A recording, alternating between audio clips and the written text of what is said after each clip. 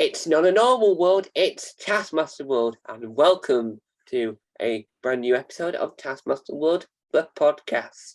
Now, for all you viewers that might know that the Taskmaster People's Podcast, if that's the title, probably not, who cares, not me, they were attempting to get behind the scene people on it. Well, whoop-de-doo, well done for you, but I've beaten you. Woohoo! As always, so you better have me on the show now. I'm only kidding. So what I have done is I've one up them. I've one up them with my guest today. My guest is best known for directing series 3. We'll find out if he did any of the others, and we'll find out his thoughts on series 3, episode 1. He is also another Tom. Two Toms always make a right. It's the one and only Tom Furniss. Tom, what's up? What's up, mate? How are ya? Toms are taking over the world. Yeah, that's right. Yeah. So let's get right into it. So the first question is, how did you get into directing? And directing in general? Yes, just in general. Directing in general, I made. I went to university and studied film, and then I made a short film here in New Zealand that was called The Child Jumpers. It was about a group of friends whose pastime was running around town and finding children and jumping over them. And that won an award. A few people saw it, and I started directing commercially.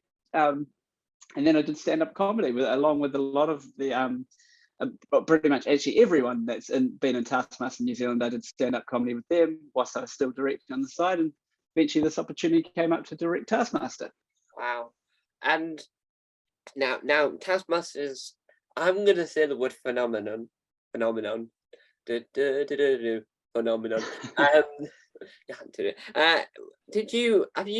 Before you had worked on the New Zealand version, had you seen the original show? Had you seen the UK version?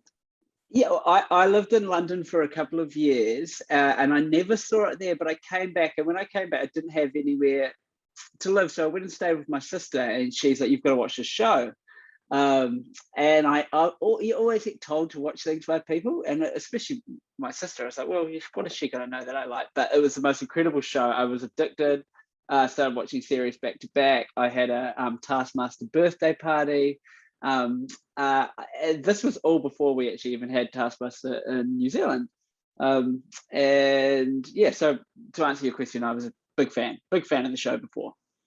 Now jumping from that, every series is amazing, every contestant is brilliant, but you have to have a favourite.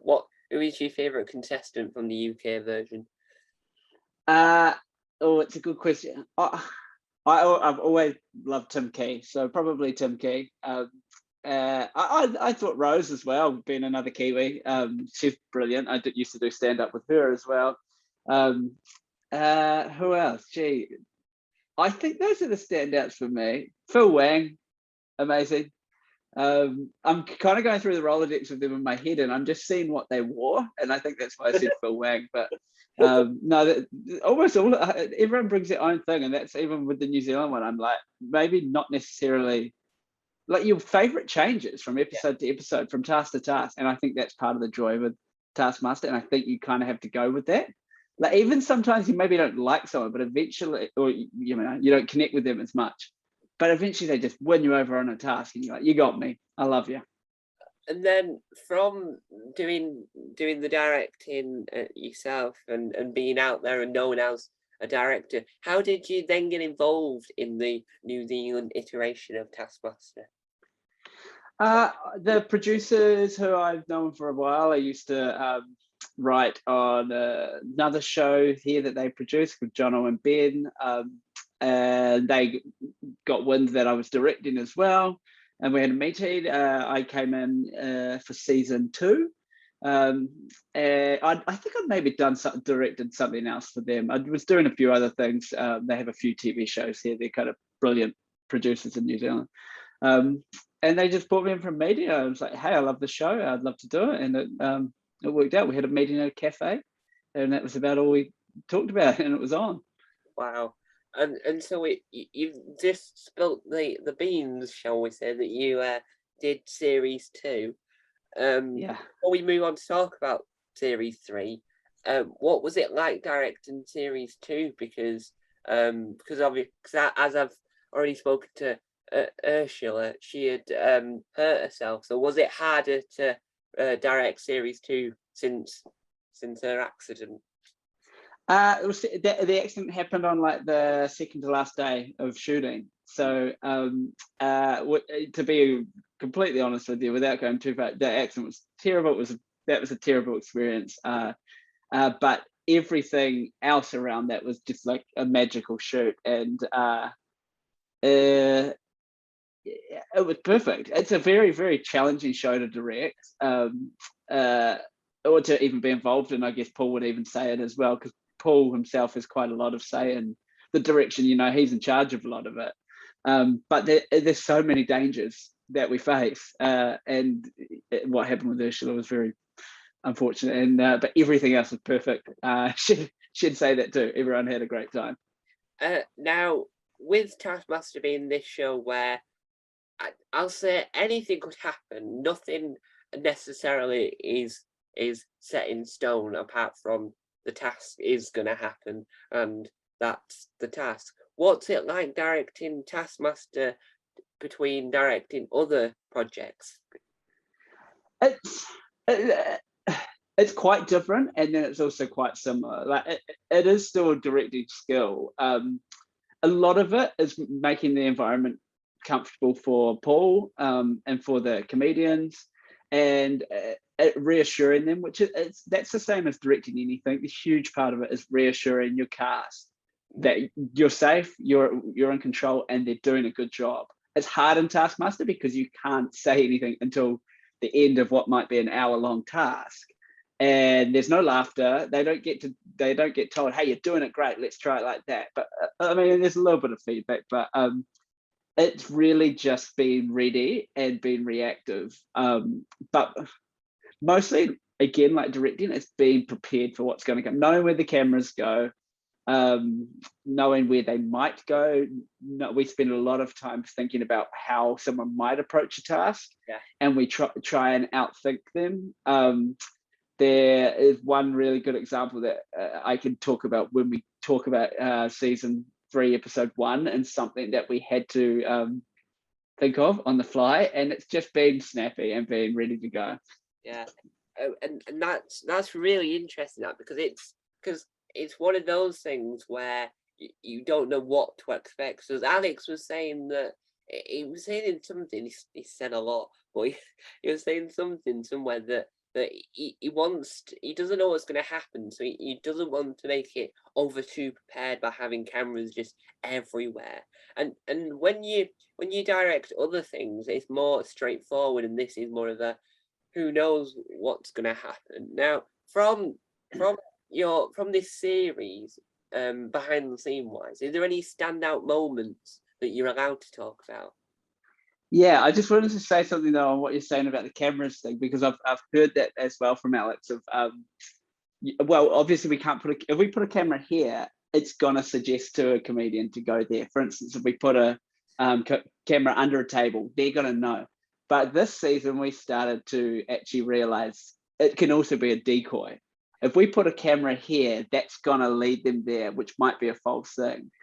So there's some cleverness in that where you put the camera. But standouts from this season, I mean, I don't want to give away what's coming, but I will say that there's a dead body. I think that my highlight of the season was a dead body. In whatever shape or form, I don't think that's going to be a spoiler too much, if at all. But there's death, and what we do with that death, or what Paul does with that death, what the contestants do with that death, is I got a lot of entertainment out of.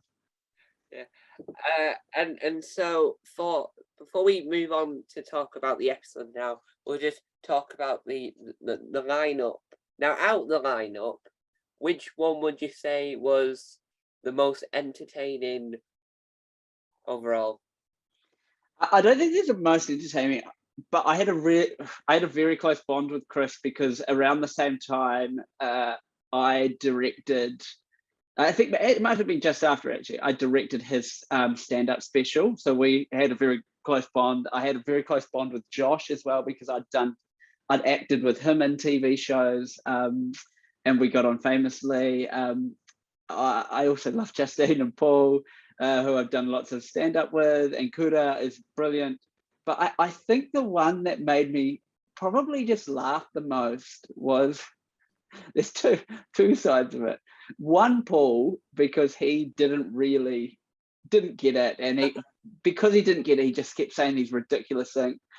And then Justine, because she just had some probably real bad moments, like quintessentially bad Taskmaster moments, and she just went with it. In fact, that might actually, one of the tasks which she failed at was probably my highlight. But she just embraced that, and I think that's all the comedians on both seasons I worked on. They knew that they were clowns, and if you mess something up, you own it. You don't try and cover that up and go, I don't want to do this. It's like you made a mistake, and that's entertainment, and you're on that ride now. You're screwing it up. Some tasks you'll do great at. This one you're not doing great at. Yeah. But yeah, I think Paul and Justine probably made me laugh the most for various reasons. Now, with the intro, the main title sequence, is that easier to try and direct than doing the actual tasks themselves? So you mean the part with Jeremy on the key? Yeah. So that's spoiler alert. That's the same as it's been since season 1. His clips have not been changed. I don't think, unless they did another shoot without me, they might have because of timing. But I don't think so. I'm pretty sure that's the same clips, and then the editors just pick the best moments from the season to intercut it. Yeah. But there are the little bits that go into ad breaks. Those, for instance, Paul or Alex holding his fingers up doing 2 or 3. Those are things we shoot separately, along with some time-lapse shots of the house and stuff. And those are hard to shoot, actually, because we usually do quite a lot in one day. But they're fun, they're creative, and putting your mind to the work.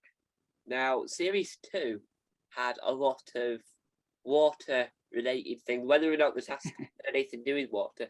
Does series 3 also follow the trend of using the lake rather a lot? Well, yeah, in New Zealand we've got a lot of water. We've got an abundance of water. Actually, no, I lie. I think both seasons we've been in severe drought when we've shot. But the lake's there. It's like we probably didn't use it as much in season 3 as we wanted in 2, but I think season 2 we kind of nailed it.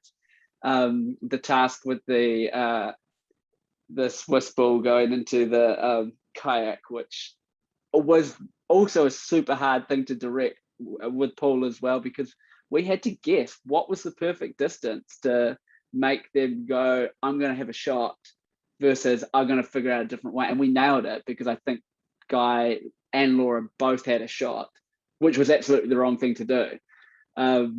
But this season, I think, I know there's a couple of moments that involve the lake.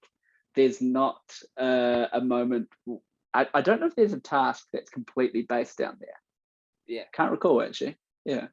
Well, now let's move on to talk about series 3, episode 1.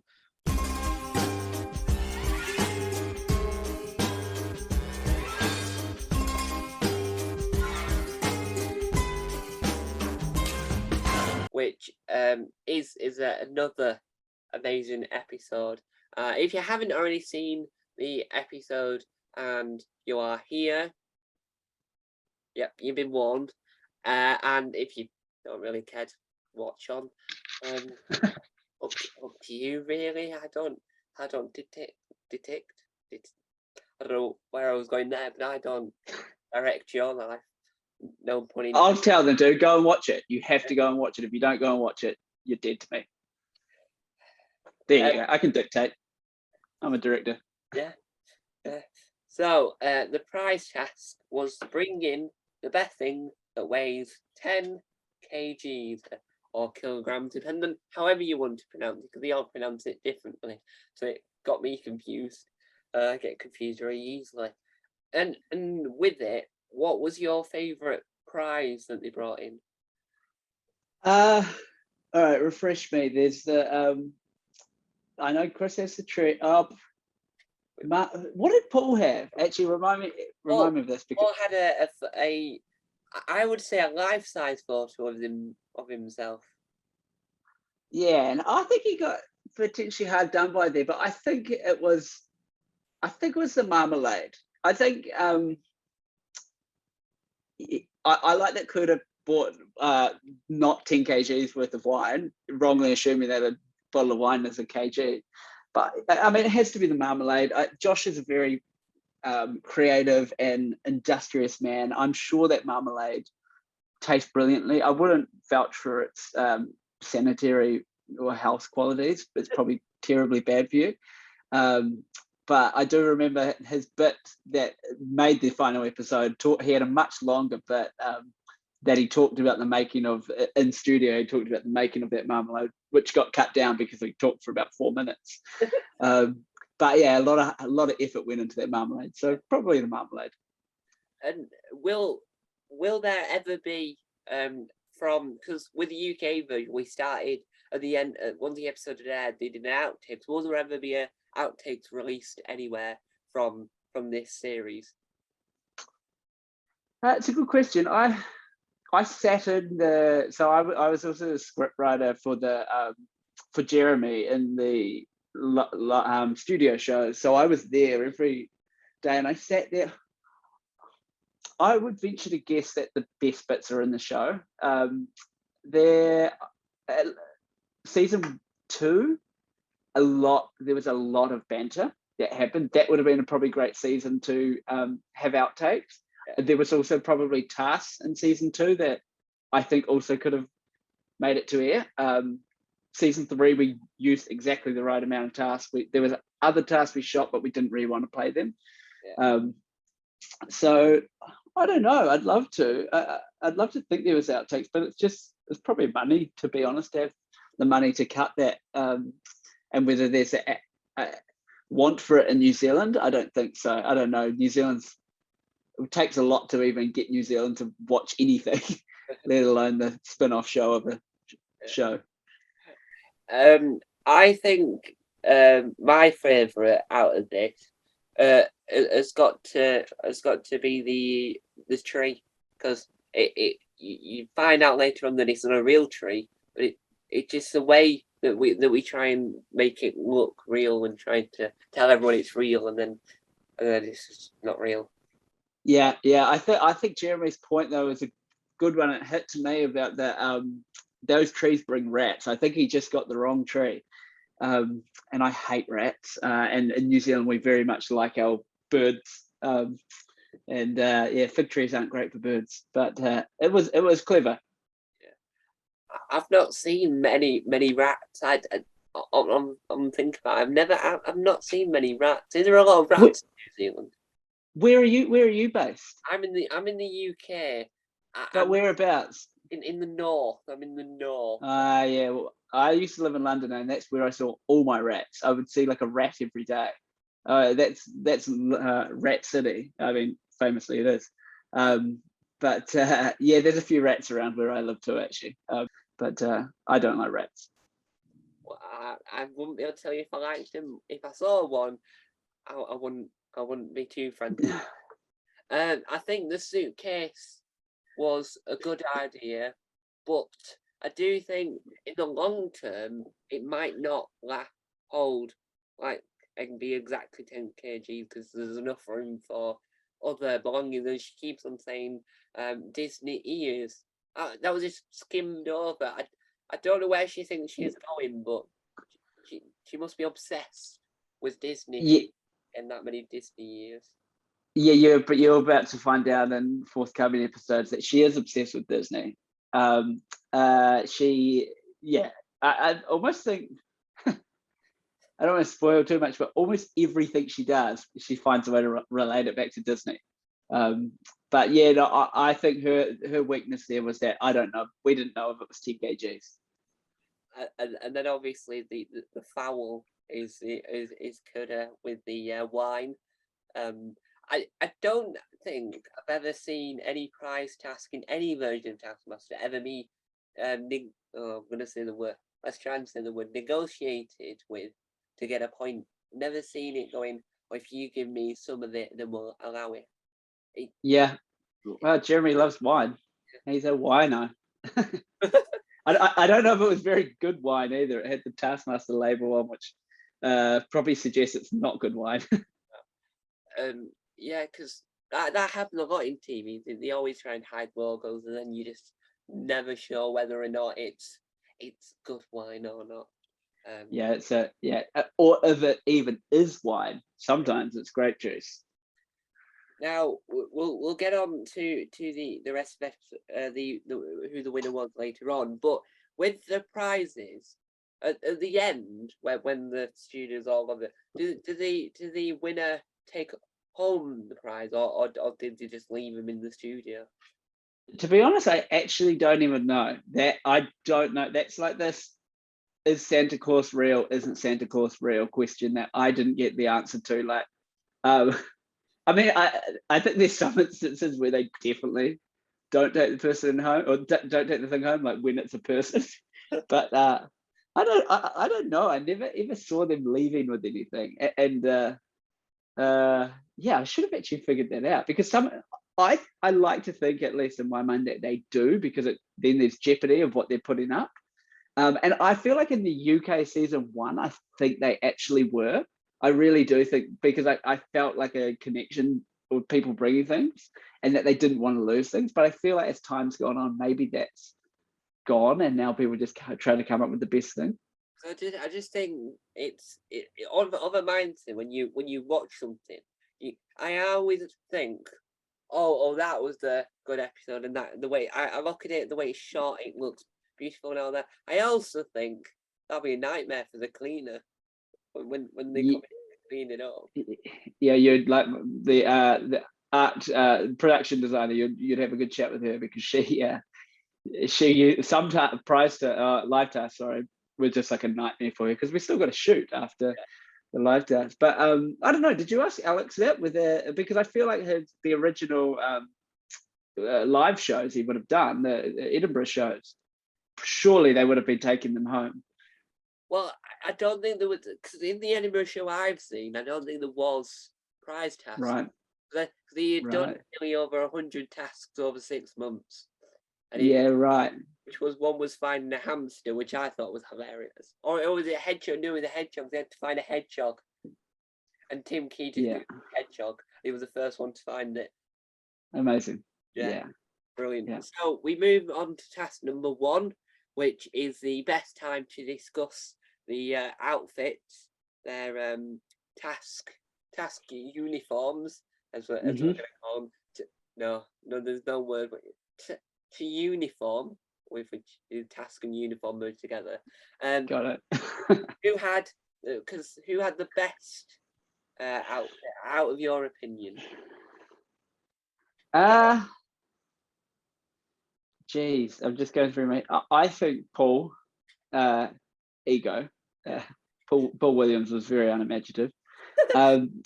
Paul ego. Paul's had the most risk and most. Well, actually, I say it the other way: the most reward and the most risk. He looked great, but you'll see later in the season that his shoe choice didn't necessarily pay off. Yeah, because with the show itself, that you can come up with any outfit you want, and some of it's practical, some of it's not. Now, I quite liked in series 1 Brindley Stint's outfit because as a scout myself, I never in a million years realised that a neckerchief, which is the thing they wear around, that's a genius thing to have with you, because the word is be prepared. And I think in Taskmaster you can always be prepared if you wear a neckerchief or a scout uniform, because they're always handy in some way. Yeah, I never thought of it. Actually, their uniform could totally have uses, like big uses, like be filled with magnets or a Swiss Army knife or the things they need. Like, yeah, someone should do that. I reckon someone will. Yeah, because as a scout, you get taught that if you haven't got anything around, use your neckerchief as a bandage if you need first aid. So Tourniquet, yeah. it's multiple uses, and in this Yeah. series, sadly, no one's thought as genius as that. But we have got Chris Parker with his park ranger costume. I've never really seen a park ranger outfit, so I quite liked it. But did he wear in the first task, which we'll get on to a second? He wore a helmet. Does he wear the helmet throughout the series, or is that just a task specific safety precaution? Was he the only one wearing a helmet? Yes, I just wasn't. I have a funny feeling. In fact, no, I actually remember that, but I forgot about this. He was the first one we did. He was the first day we did him, and we were like, "Oh, these he needs to be really safe. Give him glasses, give him a helmet." And then like we saw how it wasn't actually as dangerous after him, and then everyone else was like, "They don't need to wear a helmet." So he just wears a helmet because of that. Yeah, and Yeah. the first task, which was retrieve the egg from the top of the pole. Your feet must not leave the ground during your retrieval. Most unbroken retrieval eggs wins, and I think, as I always say, as everyone says, it's another genius original task. Because It was a good task. yeah, was it easy to film, because you have to try and film the eggs to try it, because the pole seemed really big, and I don't think many people. I'm not tall, so I don't know about you, but would it be harder to try and film the eggs when they're on a pole to try and demonstrate how many there is? Yeah, it was very hard. That's why we put it kind of close to the balcony. We had a camera on the balcony on a long lens, must have been like a 200mm lens, maybe 200 with a doubler, maybe 400mm, if that makes sense to anyone who understands cameras. And so it was very close up. That's the close up we had. So someone was on the balcony, but that was hard. And getting the height of the pole right was hard too, because if it was too high, it was too hard. So I think we started with like a 5-meter pole, and we just kept cutting it down and then putting it up and going too hard until we got it right. But yeah, that was a challenging one to film. Yeah. And it was I would say it was also a challenging task to complete as well, because it depended on, and we had Paul, which I don't know if you would class that egg that was a little bit cracked as a cracked egg or not, but it depends on which angle you look at, really. I thought not. I personally thought not. I think a crack is a crack and noticeable. Like I feel like you could still have taken the egg home, kept it for a couple of days, and then made a poached egg out of it. But Jeremy didn't, and yeah, it was a difficult task to do. But I think what made it difficult was the time limit, and that's one thing we're always aware of. And as a director, I have a lot of input on time limit, because we're trying to motivate them to get to the shed or not get to the shed. We want them to kind of be in that gray area between they don't have time to figure it out, and they panic and they just, shake it. It's similar to like that Swiss ball and the boat thing. Time limit is very important to like determine how someone will do it. Yeah. But yeah, I think there were some pretty good efforts in there, but also like a great Taskmaster task, sometimes the really thought out approach and the clever approach isn't the best approach. Sometimes just shaking the pole and catching is the way to do it. We had Josh that went all. I'm gonna be the first one to say this, but went all Hulk on it, where he broke the plate off the pole and then thought that he had it, and then some of them broke, and you just see the anger in his face and in the way. Yeah, get used to that. He's an angry guy. Yeah, and funnily enough, I recently saw him in a film, which he was with Sally Phillips. We won't mention the name of the film because it's not an appropriate film for family viewing, so I won't recommend families to watch it. But he is a very good actor. Is Josh? Oh, he's a great actor. He's acting too when he's angry. Oh well, I think. But I think it was his. Well, it might have been him or Paul. But at one point, I had to run out there. I think it was Josh. I had to run out there and be like, "Don't break the pole," because it was in the ground and he was bending it right over. And I was like, "If you snap this pole, we're not going to have a pole for the next person we need to shoot tomorrow." So I think it was him that did that because he just, rip, shit, and bust. He was doing it all. Yeah, and you mentioned there about you don't want to break the poll because there's another one. When do the contestants find out who's on it with them? Do they find out when they're in the studio? Because sometimes it seems like they already know. They find out the first day they arrive because they have lockers and they all have their name on the lockers. So that's kind of part of their walk around the house. They see it. Some of them are naughty and they talk about it in comedy green rooms and they figure out the secret beforehand. But I think everyone didn't know the whole cast this year. Justine and Josh, I think, knew each other, were on it because they'd talked naughty. And so we had Paul with the parachute, which is always an amazing thing to use because the only time I ever use parachutes is to get objects out of the parachute because we use them a lot to play games. Wait, I don't know why you would. I don't know where that became a thing, but in the UK, we play a lot of games with parachutes where you're required to hold the parachute or go under the parachute. They play cat and mouse where you have someone trying to stomp on them whilst they're underneath it. Yeah. The parachute gets a lot of use this season too. Like it's from last season in the rocking chair on the parachute, get the things off the parachute task, and we kept it and we put it in the shed. And now, like every task, someone goes and gets it. It's like It's like Lee's it was like Lee's leaf blower. It's now the parachute. It's still there. I'll tell you a funny thing about that leaf blower too. And Josh used the leaf blower at one point, and he's such a professional that he was and so focused. He sent an email after that day's shoot, and he's like, "That leaf blower was not up to standard. Can we please get another leaf blower for future tasks?" So we replaced the leaf blower. Oh, that is brilliant. So we had Justine using an umbrella, but it didn't work. So she just tried to catch him in her hand.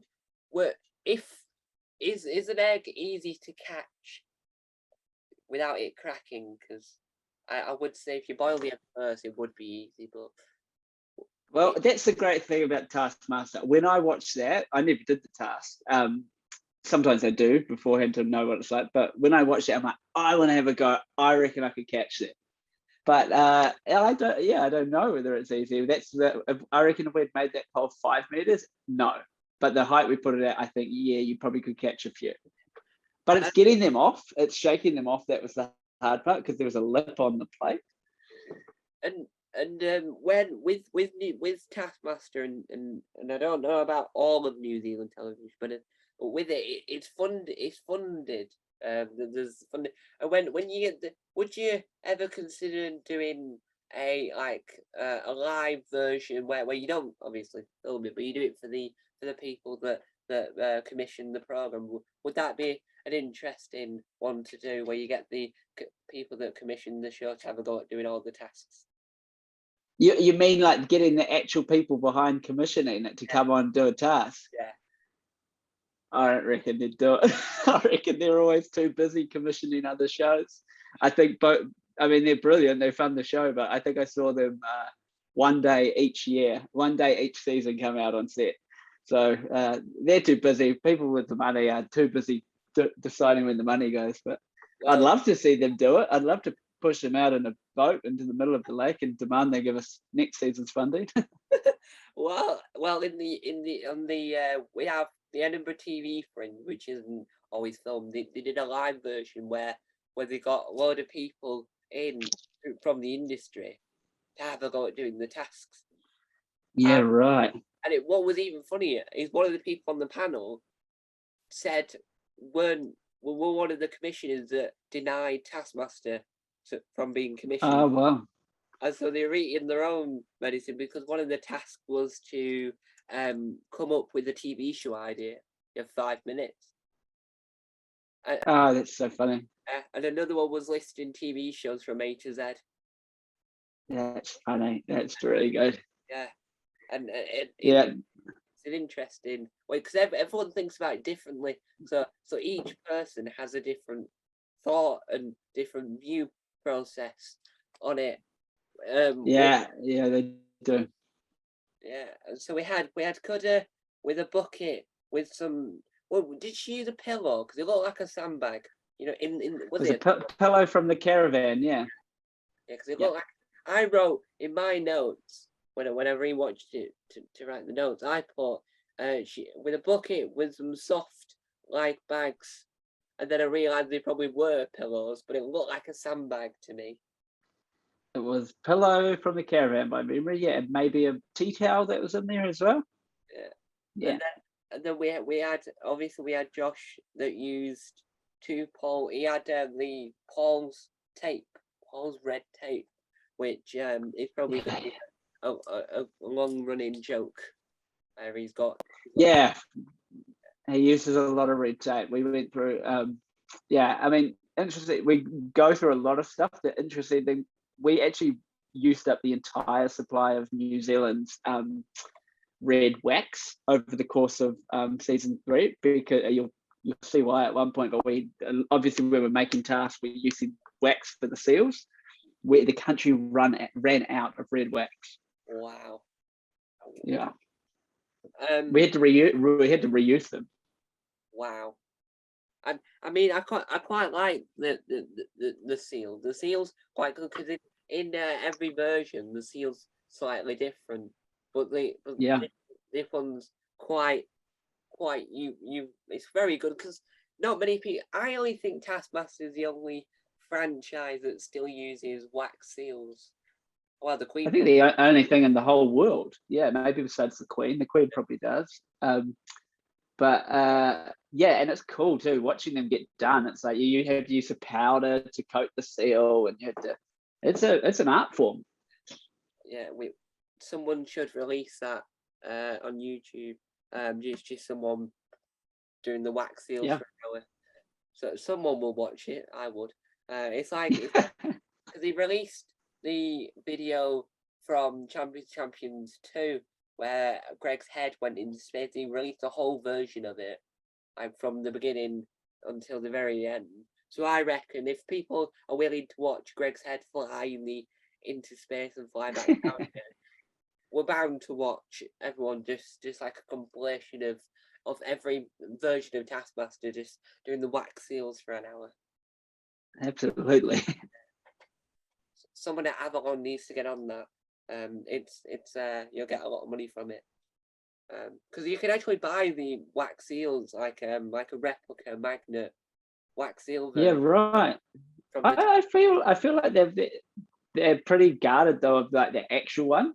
I think that's part of like the like I want to say there's only one of the seals in New Zealand, and it would be a really big problem if we lost it. I feel like I've had that conversation with the producers before. We don't want anything being lost, or else we won't be able to have any more series of things. We had Chris Parker, who I think is going to be the new David Creos, going to be the fan favourite again. Interesting.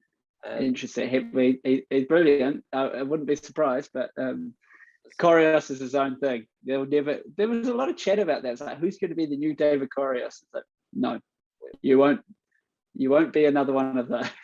in the UK, we had Mike Wozniak, and everyone was wondering who's going to be the next Mike. So there's always someone that that's so good. How are you going to top them?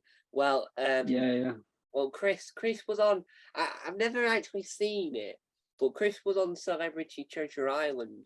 So I reckon they'll take some of his skills from being trapped on an island into Taskmaster. Did he film Taskmaster before or after he was on Treasure Island?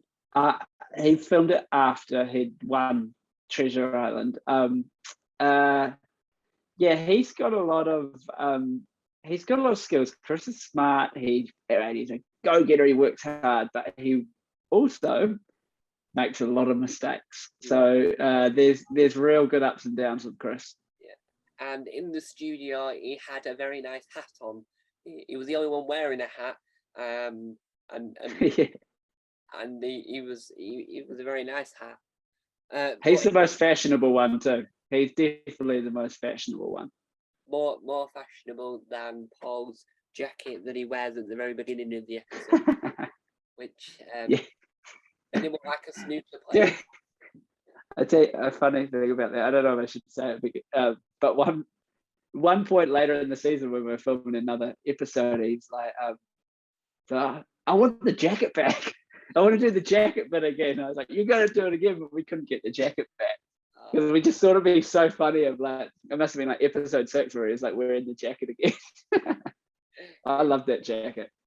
Yeah, and he looks like a snooker player, so he'd be very good at playing snooker.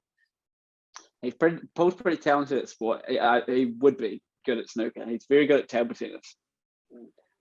And football. He's really good at football. That's good for you. He's very good at singing as well. I'll throw that in there. He's very good at singing. He's one of those annoyingly talented at everything guys. He's a jack of all trades, which many people wish he were. Yeah. And so Chris used 2 poles, some tape, a bucket, a cushion to make it a soft landing. It worked well to an extent because he didn't get them all, but it worked very well. And so I think that was a good episode. I don't think it was the best episode of the best task of the episode, but it was a very good task in itself because we'll get on to a little bit later, but there was a very good task later on that makes Paul look even stupider than he already seems to be, which we'll get on to. Episode task 2, which was crack the creme brulee. The most satisfying crack wins. I've never eaten creme brulee, so is it what's it made out of? It's like an egg. It's like egg and cream, and you burn the top of it, so it's got this kind of caramelized top that meant to have a satisfying crack when you crack it. Yeah, I don't know if these creme brulees were that edible, but well, Paul thought it was a tiramisu, so we know a bad start from there. Now, when this was being filmed, was it put in slow-mo in post-production, or do you have one of those special slow-mo cameras? all our cameras go slow-mo, and we would set one up that we would know would be slow-mo for that moment. But the problem is slow-mo, you record usually a frame is 25 seconds, but slow-mo you record 25 a second is 25 frames, sorry. You record like 250 frames. So it's so much data. So we can't film for that long. But it's some of them, like Chris's, we just had to film, and it takes up so much like card space on our cameras. Wow. And what's that? This is just me being really a camera. I'm going to use the word nerd. What size SD cards do these cameras operate on? So they're on. I think they might be called XF cards. They're I think they're like, we have various different card sizes: 256 gigabytes, 500, the double of that, like 500 something gigabytes. Huge amounts of data. That was actually one of the hardest things in planning the show, is we weren't sure we could get enough cards, because there's also massive, like red wax, there's a shortage of cards down here, and they're quite expensive.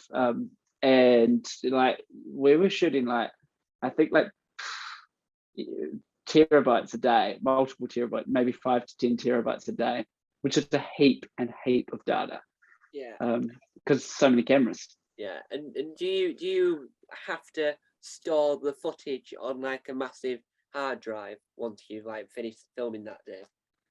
Yeah, well, we have a dedicated team. They are called Real. I can't remember the name. Sorry, but they're like, they control all the post, and they ingest it, and they store it all on, I'm guessing, must be like computers as big as this room, but I never saw. Yeah. Well, that's really interesting, that, because I've got like multiple hard drives. I run out of space very quickly. I don't know whether I don't know whether I do too much or what, but I run out of storage very quickly. Oh yeah, everyone does. Yeah, it's expensive. That's but hey, at least we're not shooting on film, because you run out of that a lot quicker. And so with this task, we had a very wide selection of attempts. Obviously, we had Paul thinking it was tiramisu, so he had the added issues of how he was going to crack it. He ended up using half a mannequin. Where did this half a mannequin come from? Because I've never seen it in the shed before. I think it came again from that that rocking chair on the parachute task, where we had a bunch of things on the parachute in season 2, and they had to get them off. And I think it was like, let's just get random things. I think that's where the half mannequin came from. But so many people used that mannequin again. And so it was a mannequin and a trampoline, two things that you never expect to mix, and they do. Now, in your opinion, which one was the most satisfying out of all the attempts? Oh, for me, what was most satisfying was Chris's attempt. It was so satisfying for me. Not satisfying for him at all, because he failed. And I love when they fail. It just makes my day. That's when I go home and I tell my wife, oh, they made a big mistake today. It was so good. But I would have to say, for Jeremy's perspective, I think Josh's was the most satisfying. He's pretty crafty, Josh. He makes some pretty cool stuff. And you mentioned there how you would about going home and telling your wife. Do you have to sign an NDA to say you won't reveal who the lineup is, or do you just assume you'll be very good at keeping the secret? Yeah, no, you do. We signed it. I actually don't know if I did sign an NDA this time, but it's kind of inherent on anything. You don't talk about it. I do lots of jobs. I've done a few jobs as well with the All Blacks here, which is our famous rugby team, who are the most famous New Zealanders, and it's like, you're not allowed to take photos of them. You're not allowed to interact. Yeah, well, you can interact with them, but you have to be very professional. This show's different because they're all my friends already, but I'm not meant to tell anyone who's involved. But I probably told my wife. And hopefully she didn't tell her friends. Nah, she doesn't care enough. She doesn't care about what I do. She's like, oh, whatever. Who cares? Well, I think in the industry as a whole, I think there's two programs that are very good at keeping secrets. One, which is Taskmaster, and two, which is Doctor Who. Chris Chibnall, the showrunner in Doctor Who, does not want to say a dicky bird on any of it, and even if someone asks him, he'll probably not say a word. He's a very... Doctor Who? Yeah. No, Doctor Who. Yeah. And so we had Kurta. She used a vice, and so I'm not sure what is a vice. I don't know if it's my ignorance, but what is a vice? You guys don't have vices in England? Well, I'm not too sure what you- it is to know if we do.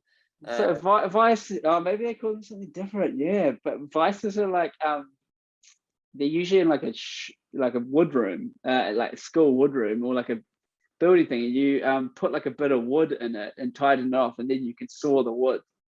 Oh, that's I knew I recognised them from somewhere. Yeah, we do have them. Yeah, They're normally yeah, you probably got something better, more advanced over there, like they're something. normally to a table. And Yeah. the ones I've seen, they never really work. Nah, well, neither did Kurta's one. She had to get an even bigger one, and she made a small crack. Would you class that as her attempt? Because I was thinking, she can't if Paul can't get away with his egg, she shouldn't be allowed to get away with her little small crack. I probably agree with you. I think, yeah, I agree with you. I'll say that. Yeah, and so she did it, but it didn't end up looking as satisfying as she hoped. I think that's what we actually discussed, is that it wasn't any better. Yeah, I don't think she did it any better. Yeah, and it's really funny when they wear protective eyewear and they know that it's not going to be as impressive as these eyewear shows. Yeah, it's kind of like a anticlimax, and it almost as soon as we give them the eyewear, they don't do anything dangerous. And Paul, as in Paul Williams, always looks really. He makes it even funnier when they just put him in the goggles, because it just looks more silly. Yeah, that Paul's a clown. He's good like that. He's a very good imitation. Like when you have Alex and then Paul together, you can tell how they've put their own spin on each other. So I wish, and a lot of people want, there to be a assistance of assistants, where all the assistants battle against each other to find out who is the ultimate Taskmaster assistant. Do you know that would be such a good show of getting the assistants to be contestants? Get them all. Like Alex becomes a contestant, Paul becomes a contestant. That would be so cool, because they should be experts at the show, right? They should be, and it'd be even more impressive, because then they'll all have to attempt to speak English. Because I know that Ollie, the Norwegian assistant, can speak English, and I know David Sundin does, the Swedish one, but I'm not sure about the others. So it'd be more interesting to see how many of them actually speak English. Yeah, I mean, funny if they don't. Yeah. Better TV to me. Yeah, and that'll be the only episode that'll have more than 5 contestants, because there's more than 5 versions out there. Yeah, and so this series so far is going to be amazing. Series 3, and I'll say this, that Josh, I think, was the most cleverest on this task, because he had not only gone with using the red tape again, he also thought, I'll use some of my knowledge, and made a Roman catapult. I wouldn't have thought of that, but my only issue is the sword. I would have liked the sword to have worked. Yeah, I would too. I don't know why that didn't happen. I think the saw was blunt, probably. Are we sure that that's a real sword? That is a real sword. It's heavy, but I think it's blunted. I don't think you'd ever cut through rope. Otherwise, people would be picking it up and cutting their hand in half. We don't want anyone being injured or killed. That is what we don't want. Agreed. Yeah, Yeah, we want no deaths. So we move on to task number 3, which, let's say, is the best task in the episode. And we'll get on to why it is. Hit the golf ball into its hole. Fastest wins. Now, where was the inspiration to film? Where was the inspiration for this task come from? Because it seems to be a trick question. It's like a trick task, and it's probably the first task where people just ignored the actual answer. I think that for us, this always felt like such an obvious task. Like, it's like, if we're going to ask them to play hit the ball in the hole, it's obviously not going to be in an obvious place like the ground. But man, they struggled with it. I first of all was like, let's put it under the desk because it's going to be too easy for them to see it if it's on the desk. But Bull wanted it on the desk, and lucky we did. Otherwise, it would never have worked because no one would have found it. But yeah, I think it was just we at that stage we knew who was in the show, and we knew Paul Ego is in the show, and he loves golf. So when they were coming up with tasks, it was kind of like, this is a good one. This will be fun for this person. And of course, it was ironically his worst task. He says, "Oh, I'm a fan of golf," and then just by the end of it, just doesn't want to do anything to do with golf anymore because he missed that. He just seems so angry walking past. But what's really weird for me is, I don't know if you noticed, but his eyes looked like he was staring at it. As he walked in?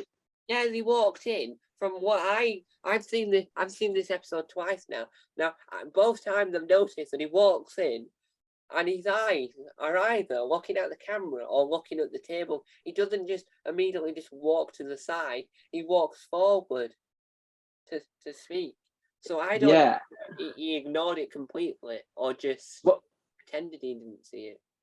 Well, I won't say who it was because it's a little bit unfair, but like one of those, because Josh, Justine, and Paul all failed to find that hole, and one of them, the first person that did that, I wasn't in the room when, like, there was a camera person up in the room with the golfer, like a big camera standing there looking at the hole, looking at them.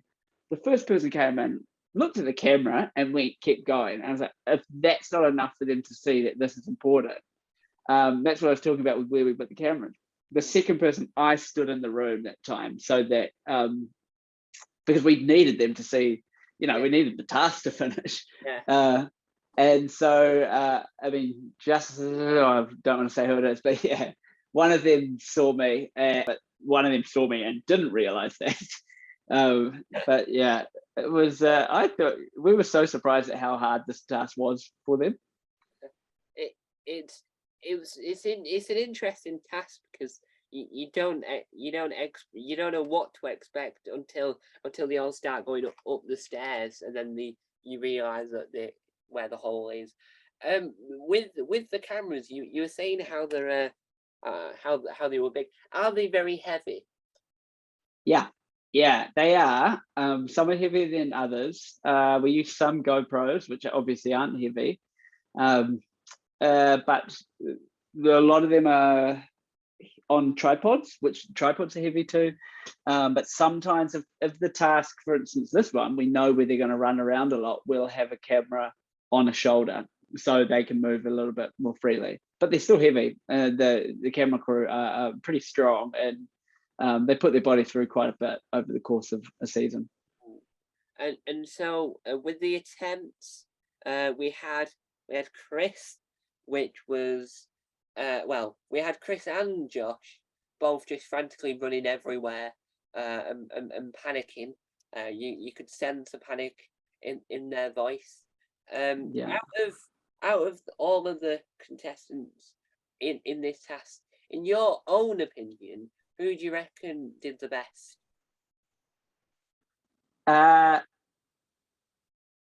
I think Chris, because he put the most effort in. I'm a big fan of effort in tasks. Admittedly, he's young, he's fit, but he's hungry too. And every task, he just gave it 120%, and a lot of the time it paid off. And it did in this task, I think. Did he? Or maybe Kuda beat him, didn't she? She just beat him. Yeah. But he was running. He was on. He was going for it.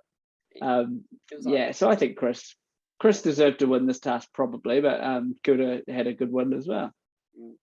And he seems to be, because there's always the old one and there's always the young one. He seems to be the one that's got the most ball of energy.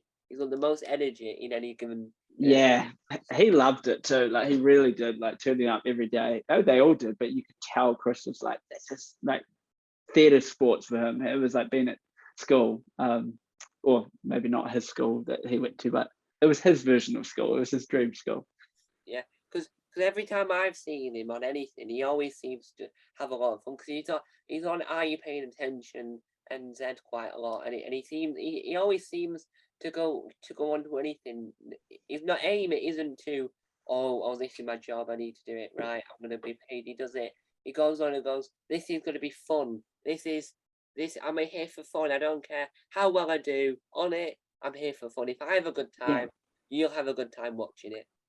It's because he's talented. He can afford that. He's very sharp and very witty. He can afford to turn up and do it for fun. Whereas I used to do panel shows, and it was work and so hard, and I had to think so much about that.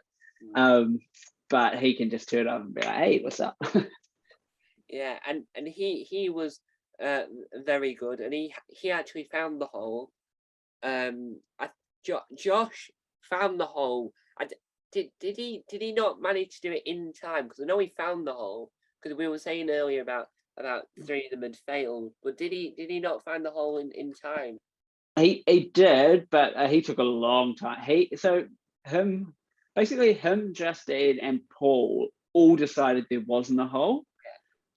Paul decided that was in 3 minutes and gave up. Justine decided in about 10 minutes, but Josh took about half an hour. Wow. But when he went back, he actually saw the hole. So, he was beside himself. And it was a hot day too. Like we got close to there was a few times actually where we really did worry about their safety because of how hot it was and they're running around. That was one day for Josh, but he survived. Yeah, and with because it's been mentioned several times when I've interviewed a few of them about the heat. Do you have to take a lot of breaks because the cameras do overheat quite a lot, do they? We had that one instance where a camera did this year, but no, they're pretty good. There's a couple of times where we put a pause in for safety, and they're not allowed to talk about anything about the task. Because we need to protect them, but and it is really hot, and the camera guys carrying and girl carrying the camera, that's a lot of weight to be running around, and it's hot. I'm just standing there not moving, so I'm fine, but hiding in the shadows. But and Paul gets hot, so he's wearing a suit. And it's the creamish colours, and that bounces off the sun quite a lot, and that's a material that can get really hot really quickly. Yeah. It hasn't combusted and been set on fire. Wait for season 3. Paul combust. Because in the last series of the Norwegian version, they used a lot of fire, and one of the tasks they accidentally set the Taskmaster house.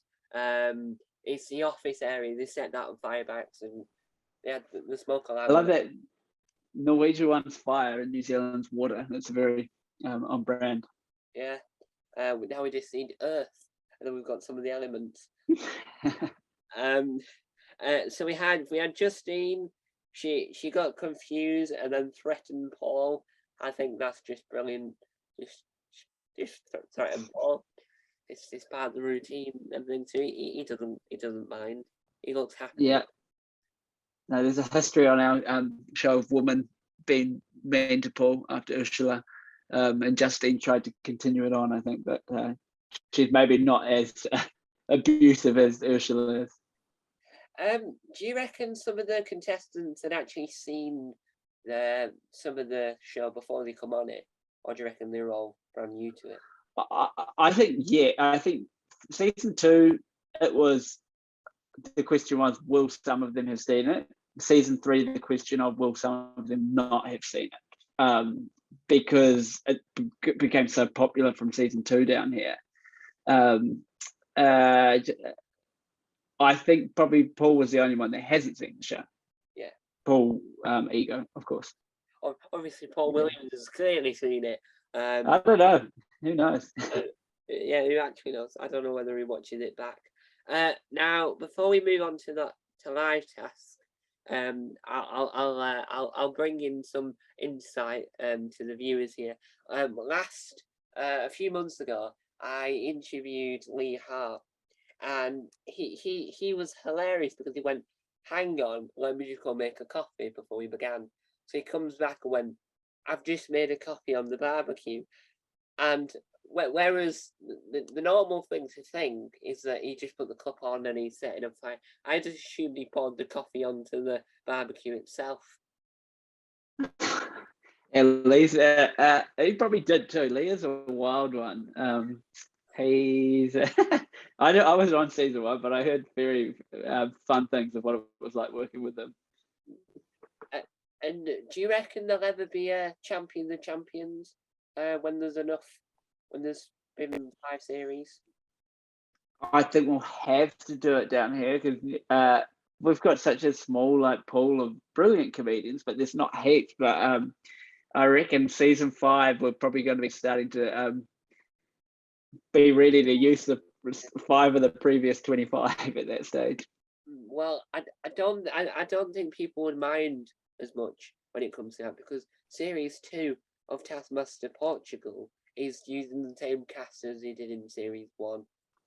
Interesting. Yeah. No, I mean, I think there's also Australia is very close to us. There's a big pool of comedians there, of course. So yeah, I don't know. I'd love to see it. I think the other challenge though with the Champion of Champions, it's like it's hard to come up with the tasks, and you kind of expect an elevation in the quality of the tasks for that too, or harder for them. So that's the other pressure on the show to come up with that. Can be done though. Yeah. Well, I was about to say you can borrow comedians from Australia, but I don't think anyone will want that, because people want there to be an Australian version, and they've even mentioned that on the Australian version of Mastermind. Yeah, no, I think they do want it to be. I think there's probably fingers crossed everywhere that will happen. Yeah, because then we could do a Champions of Champions between Australia and New Zealand. Get to it. We just need 2 Australian seasons and we'd have that. And I think that would play very well in both countries, because we love sport here. We love Australia versus New Zealand. And that's what that would be. Yeah, and that's why Patriot Brains work so well, because it's the between the two. Yeah, true. I mean, in fact, that's how you get the Taskmaster's assistant to become a contestant. So one of the, Australian and New Zealand Taskmaster's assistant would be the Taskmaster assistant. The other one would be be a contestant in the show. That would be cool. Wearing that same outfit. That would be brilliant. Now, because there is, I do know that when it comes to a lot of the comedians do venture out into Australian TV, because Melanie Bracewell is on the cheap seats, and Ursula and everyone else has been on Are You Paying Attention many times. So I do think if there was no network there to pick up an Australian version, I don't think people would mind. But we're all hoping that ABC pick it up, because Yeah, I hope so. I think New Zealand's maybe our comedy industry punches above its weight. I would say we would be on par for quality of work here as there is in Australia, even though they're a much bigger country.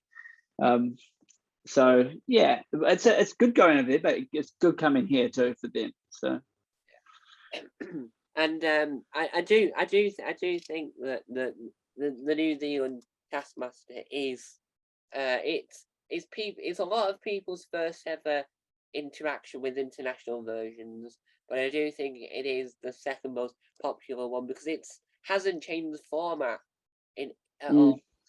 The Swedish one had sort of changed the format to having a guest one because they don't have that they have even less comedians than New Yeah.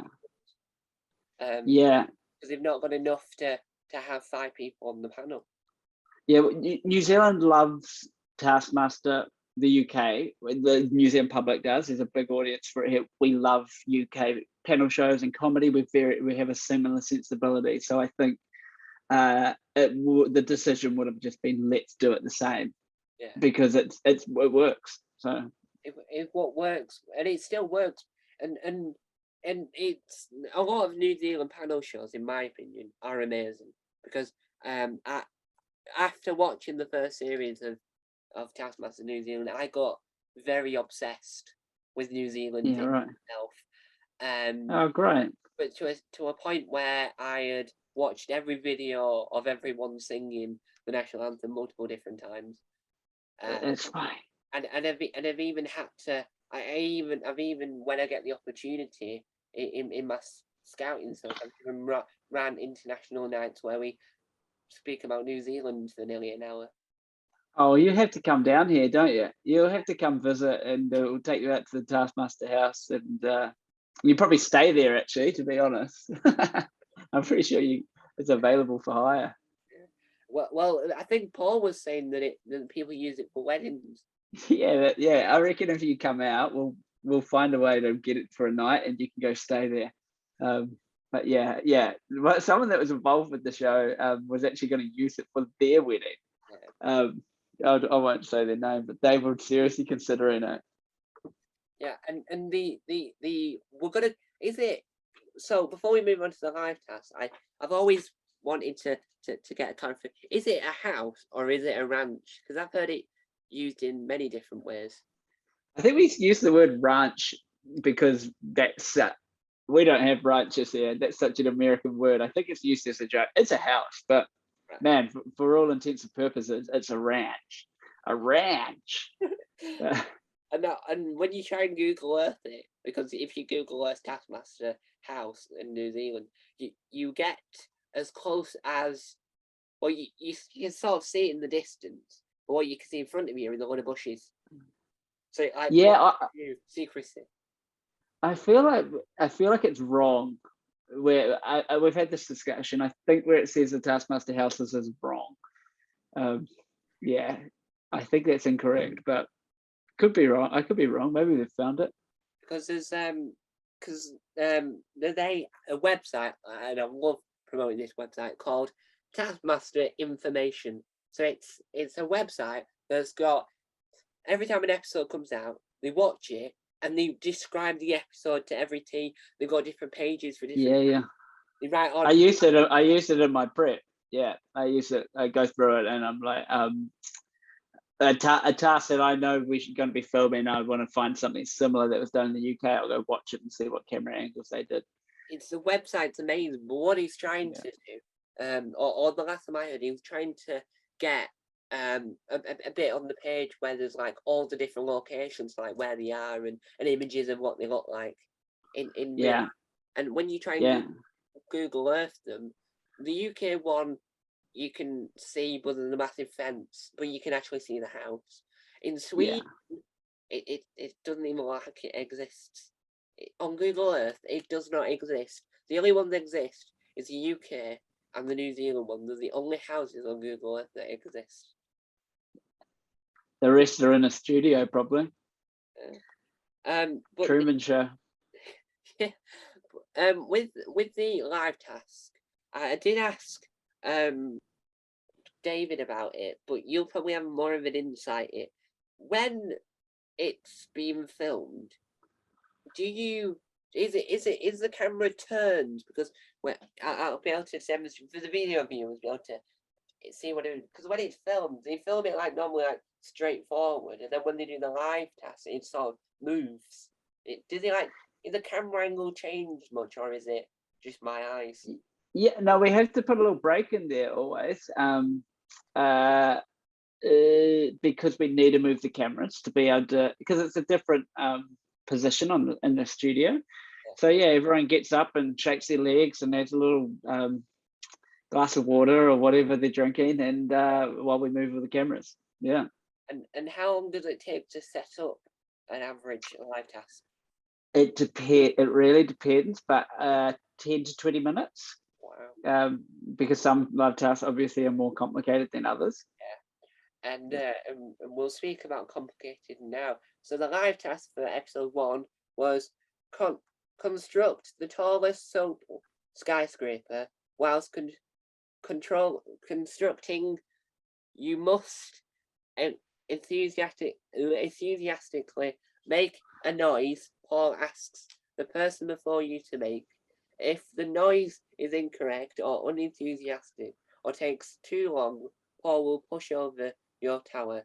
Tallest soap skyscraper wins. Now that's a lot. It's a very fun task as well, which Paul gets abused with. He gets his. He didn't get it. He had no idea what was going on. I noticed. How would you have done this task yourself?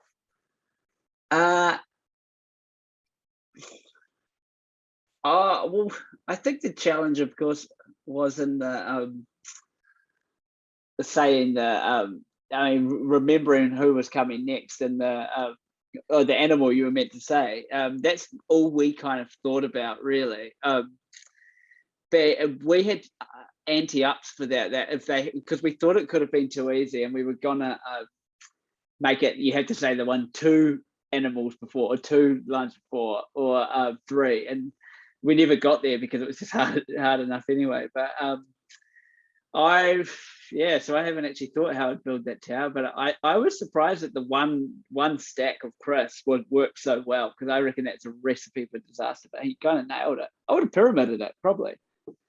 Well, when I was watching it, I thought, I don't think the tower's going to be the hard bit. I reckon it's trying to get the right impression, because not every animal has an easy noise that they make. Yeah. I think Jeremy was liberal though of letting them be close to the mark, but it was a lot of fun for the audience. So that was probably the fun part of hearing them do these ridiculous animal noises, the Lion King included. that was the best bit, because it's like no animal does that. But obviously we brought it all back to Disney. The episode started with a Disney reference. The episode ended with a Disney reference. Everything comes back to Disney. My wife works for Disney, so I'm gonna plug this. Well, that means it'll be harder for you to get sued by Disney. Look, because obviously. Oh no, they'll sue you. They'll get you. I probably shouldn't have said that, actually. Who knows? Who knows? My one thought is that one day we'll get a series of Taskmaster that isn't produced by Channel 4, isn't produced by anyone else, but is produced by Disney. Disney are going to make they're going to steal the format from Alex.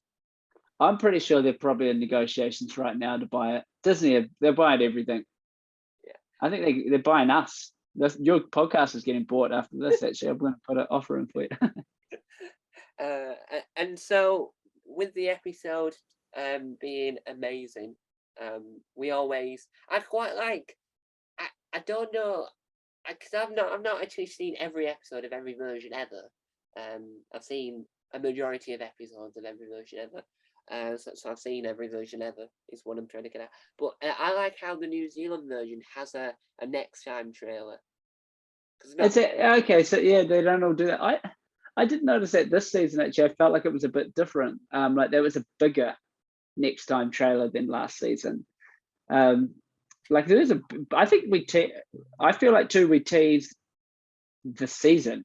I don't think it was that next time was not next episode. I'm pretty sure some of what was in that is across the season. Yeah. So it might have just been a one-off. Well, we don't have that. So what happens in the UK is the episode, right, plays out, and the credits roll, and a woman's voiceover saying, what's next. So like next we have Jimmy Carr and Yeah. yeah. But then on the Taskmaster of the People's podcast, we have Alex just teasing what's happening in the next episode. So he says a word that's just referenced within the episode, and then that's a teaser. Oh, great. Yeah. So yeah, it's longer. So Josh won the episode.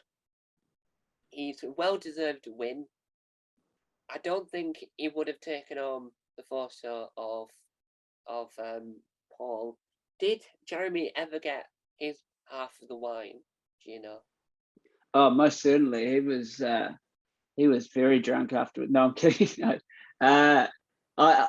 I reckon he wouldn't have taken it because Jeremy's got such nice wine at home anyway, and I reckon that was cheap wine. But he might have. He probably did actually. To just keep Kuda honest for the rest of the episodes. Yeah.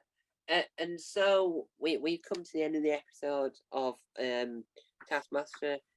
We now go on to a segment I like to call final orders, which is where we're just going to whitter on and ask a few more questions to round it off, to give us more of an insight.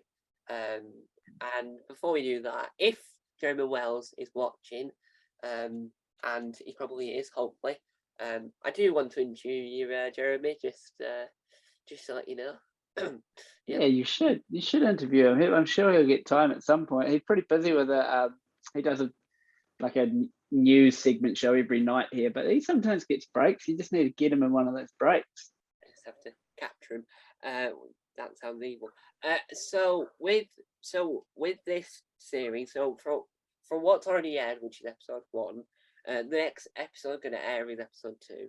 Without saying too much, so you can say as little or as much as you want. It's up to you. Would you be at what teaser can you give for episode 2? Let me just look on my files here, because I want to remember in my head what they are. I'm just opening my Oh, we do it all online now, so that goodness. Oh, look, it's all gone. All my stuff's gone because of it was a few weeks ago now that we did this, obviously. I can't remember. But look, what I can say is I think I remember episode 2 is one of the better episodes. I think episode 3 might be my favorite. Oh, actually, probably besides the last 3, which are really great. Yeah, I think episode 2 is a good. Episode 3 might be the best though. Wow. Yeah, because we've done it all now. You know that, don't you? That's not a spoiler for you. Yeah. Well, I will say this: by the end of the season, it's a really good points race. This one. Yeah. Wow. Might be the best. I think that I recall in this series. Yeah. It's just like they're in it. They want to win, these contestants. Well, they have that's your teaser, and now you know which episode to look forward to. All of them. Would you have mentioned earlier that you had worked on the on-set, like out and about stuff, and the in-house studio stuff? Which one's better to direct? Is it the tasks themselves, or is it the studio stuff? I don't direct the studio stuff. We have a specialist studio director for that, Claudine, who's brilliant, and it's quite a different skill set actually. It's very she sits in the truck and she controls the cameras, and it's very much a editing based thing, and of course making sure the lighting's right.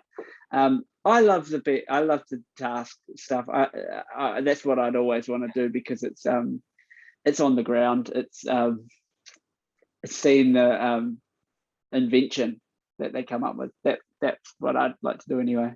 Yeah, and then when you watch the episode go out live, what's the feeling like when you see your name in the credits?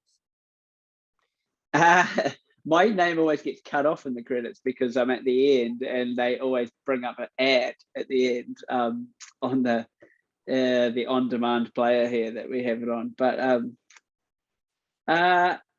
it's the credit moment in the credits is not what matters. It's a moment during the show where there's something that you had that's great, and you are proud of that moment. And the thing is, you never know. You can never say to anyone else that's the moment you had. Like it's an unwritten rule that everyone kind of collaborates, even the sound guy and the makeup woman, they all collaborate on this. So there's not one thing where you're like, I did that. It's we all did that together. But there are little moments that you're proud of. Yeah, and it's a good thing to be proud of, because it's because when it first got announced, because of all the other versions that had come before it, no one was too sure how it was gonna work, because like the Spanish version failed, the American version failed, the Belgian version failed, and the German version failed even before that got to air. So it's anticipation of, is it gonna work? Is it not gonna work? And then when it comes out and it's phenomenal, that's like 3 series.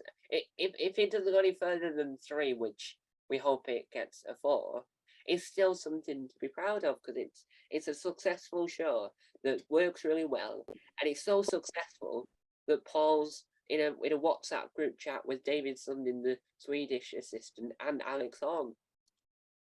Oh, really? Yeah. Well, I think it'll get 4. I think it has potential to be a long-running show here. I think it's such a great incubator for talent as well. Now that we're starting to get through the more established comedians in New Zealand, you will see in future seasons like newcomers, and they will like David Correas was a newcomer. You will see more of that, and we're quite good in New Zealand at promoting that. We like to promote our new talent. So yeah, I hope there's more seasons. Yeah, and I hope that too, because what it's done for themselves is that they're now not just popular within New Zealand, because loads of people around the world are now massive fans of the likes of David and Ursula and Matt and everyone, and they've become more popular. And a lot of the UK comedians are friends with Paul. So we've got like James uses Paul's music for his live shows, and Rose, yeah, a massive advocate. I think that probably happened before Taskmaster, to be honest. Like they all come down here and we all perform together. Like Mike Wozniak came down here, James Acaster. We go have drinks with them and go for dinners with them during the New Zealand Comedy Festival. That's a good thing about a small community here. Is we know everyone, and the ones that do travel down here, Nish Kumar, they get on famously with us. So yeah. Yeah, and that's really nice. Now the question on everyone's lips at this moment is it possible for Rose Matafeo to either appear in an episode or do a series of the New Zealand version? Or do you reckon that's cheating? I reckon she's ran past Taskmaster already. I think she's onto such great things. I reckon I'd prefer to see someone else get that slot and get the same opportunity that she's had, because she's already doing great things. And I reckon the next thing we'll hear from Rose is she'll be get nominated for an Academy Award. So that's I mean, I love Taskmaster, but she's on to the next stage, I reckon. Yeah, because her sitcom Starstruck was amazing, and then her film Baby Done was just phenomenal. Because a lot. Oh, you like Baby Done? Great. I had a scene in Baby Done. I got cut from Baby Done. Oh. I got cut. I'm friends with the director and the producer and Rose as well. And I had one scene, and it was a great scene. I killed it, but they had to cut the scene. Well, a lot of the contestants from Taskmaster New Zealand were in the film, in some way or another, and it's a really good film, and it's even better once you once you spot all the Taskmaster cameos in it. Yeah, there's heaps. Yeah, we're a small country and we know everyone, so yeah. And so that's where we come to a close. Now, as I love to do always on this podcast, steal stuff from the officials. It didn't upset them. And so at the end of every episode, they rate their experience from 1 to 10, I think. No, 1 to 5, that's it. I got confused there for a second. 1 to 5. So would you be able to rate your experience on the Taskmaster World, the podcast, from 1 to 5? Oh, that's a 5. How could I not? I mean, who would I be if I said a 2 or a 1? Has anyone said a 2 or a 1? No, not that I. No, I almost feel like wanting to say a 2 or a 1 now, just to be that guy. But no, it was a 5. It was lovely talking to you, Tom. It was an absolute joy to finally meet you virtually. I think you have to come down to New Zealand sometime. Take you to that Taskmaster house. I definitely will, because that's on my list of places to. I don't go out much, but that is on my list of places to visit, because it's my own right to now, after I've admitted my obsession several times. Yeah, I mean, to be fair, it's a little bit more than going out, coming to New Zealand. We're a long way away, but you can't just put a pair of slacks on and walk out the door and catch the train here. But we'll be waiting for you. This nip on the 464, which is a very common bus around my area. The 464. It's always the number 46. Every bus I see has the number 464 on it. I don't know. Really? No, we'll look out for it out here. I don't think it comes fast, but who knows? So with the podcast, as I keep on saying, we only do episodes with guests, because I messed up with reviewing all of series 2. So that means that I've got less episodes to talk about with the contestants. We're hopefully going to get more people on. Hopefully more people that haven't spoken English in a while, because Babin Larsen, the Swedish Taskmaster, hadn't spoken English in 2 years until she met me. So wow. Are you getting many of the season 3 New Zealand cast on? Well, I am. This is exclusive for all you viewers / listeners. I did message Chris, but not heard anything from him just yet. He's super busy. I will say that, and he gets a million messages a day. But if I see him, I'll make sure to say to him to jump on the podcast. Thank you. So there we have it. Another wonderful interview added to the playlist of amazing interviews. I've never had one interview go wrong just yet. I won't jinx anything, but nothing has gone wrong just yet. I haven't said something that would make someone cry. Well, it depends on what you would make someone cry with. Probably that's an odd way to end this. So I'll leave you there, and I'll let you all enjoy the rest of your day. Thank you for coming on to the podcast. It's been a pleasure to one up the officials. My pleasure. And thank you guys for watching. And remember, keep tasking. Bye. Hello everyone, please subscribe to Taskmaster World.